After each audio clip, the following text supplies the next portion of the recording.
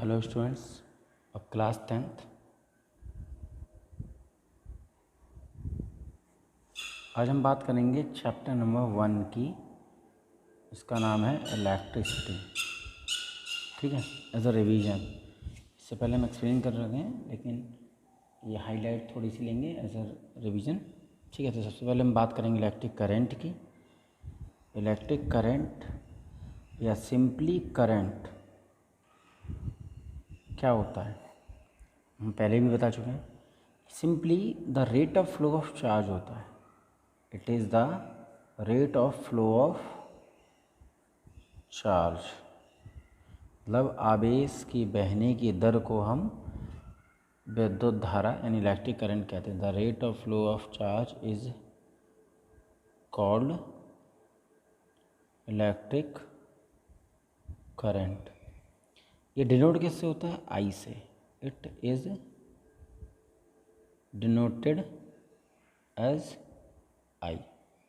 ठीक है, मैथमेटिकली फॉर्मूले की बात करें तो I equals to Q upon T, जहाँ पर आई क्या है हमारा, वेयर जो आई है वो है करंट, ओके, क्यू है वो है चार्ज और टी है वो है टाइम। इनकी यूनिट होती है अलग अलग। करंट की यूनिट एम्पियर या दूसरी होती है कूलाम पर सेकेंड, चार्ज की कूलाम और टाइम की second.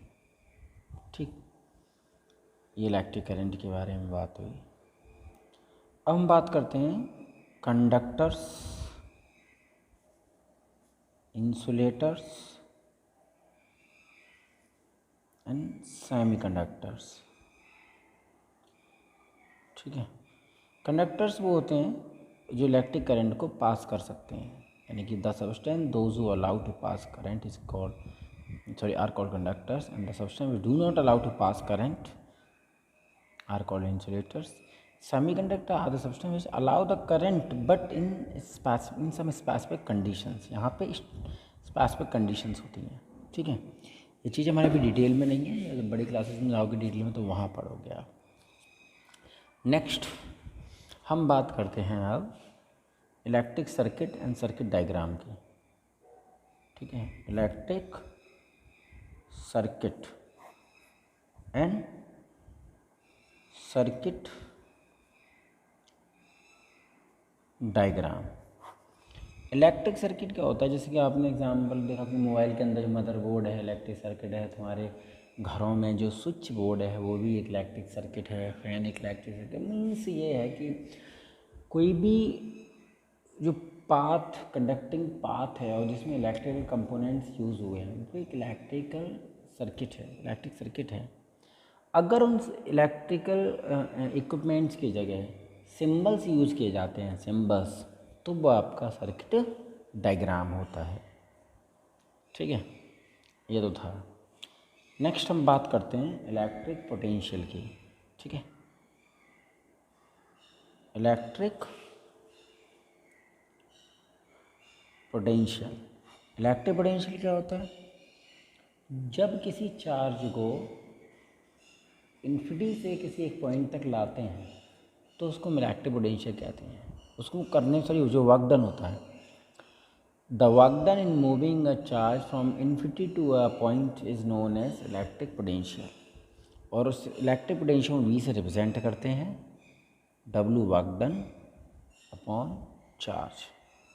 Means the work done in moving in bringing a charge from infinity to a point is known as electric potential. और इसकी जो यूनिट होती है वो होती है वोल्ट, या दूसरी होती है जूल पर कूलाम। वर्क डन की जूल और क्यू की कूलाम, तो वोल्ट भी कह सकते हो, जूल पर कूलाम भी कह सकते हो। ओके, नेक्स्ट है इलेक्ट्रिक पोटेंशियल डिफरेंस। इलेक्ट्रिक